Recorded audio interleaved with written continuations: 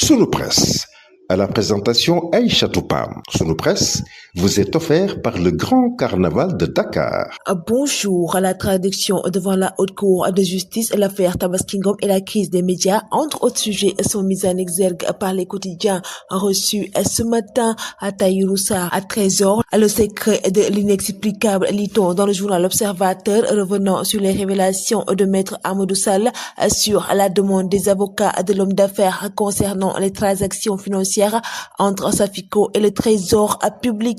Le journal revient également sur Farba Ngom en prison depuis le 27 février dernier et serait aussi dans le même cas selon l'avocat présent hier au pôle judiciaire financier. Pourquoi il n'a pas défendu Amadou Sall et n'a pas non plus eu accès à son dossier. Le fabuleux trésor de Farba pisté, lit-on dans le journal Walf Quotidien, revenant sur les 251 parcelles à Yoff et les 29 titres fonciers aux Almadies. À Moustapha Diop et le karma de la Cour des comptes, lit-on dans le journal Le Quotidien, revenant sur la traduction devant la Haute Cour de justice à sa mise en accusation votée aujourd'hui dans 2 dossiers. Il a été rattrapé par son attitude injurieuse envers les magistrats. À Momadba, témoin Tabaski Ngom et blanchi Moustapha Diop, lit-on dans le journal Les Échos, revenant sur l'audition de fonds. Il démontre toute transaction financière directe ou indirecte avec le ministre. Il dit n'avoir jamais été témoin d'une remise de fonds à Moustapha Diop. À 112 transactions frauduleuses identifiées, lit-on dans le journal Libération, revenant sur la section de recherche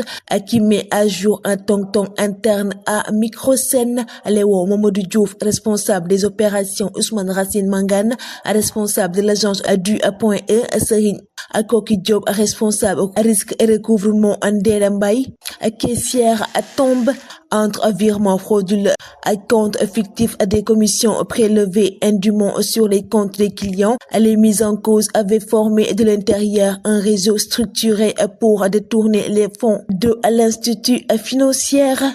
À directive du chef de l'État, lit-on dans le quotidien national Le Soleil, revenant sur la crise des médias, le président de la République demande au gouvernement d'accentuer les concertations avec les différents acteurs en vue de mieux accompagner et soutenir la professionnalisation et la transformation de la presse à la hauteur du rayonnement démocratique du Sénégal. Le journal Vox Pop traite également de cette question dans ses colonnes et met à ça une crise des médias. Les directives du chef de l'État au gouvernement, le président Diomaye demande d'accentuer les concertations avec les différents acteurs du secteur. Il a indiqué la nécessité de poursuivre les efforts de soutien à la structuration et au financement des entreprises de presse. Les syndicalistes mettent en garde le gouvernement, lit-on dans le journal Tribune, revenant sur moins de 10 jours après le pacte. Le CELS un mirage persistant, lit-on dans le journal Enquête, revenant sur la souveraineté alimentaire au Sénégal,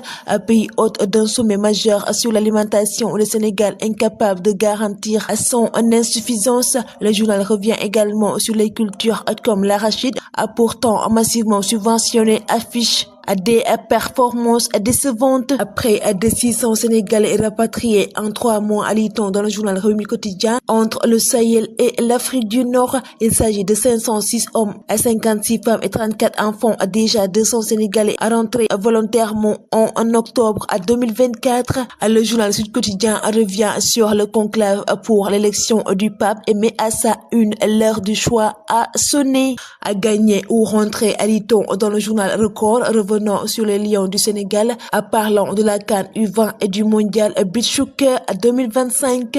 Le Carnaval de Dakar célèbre le riche patrimoine culturel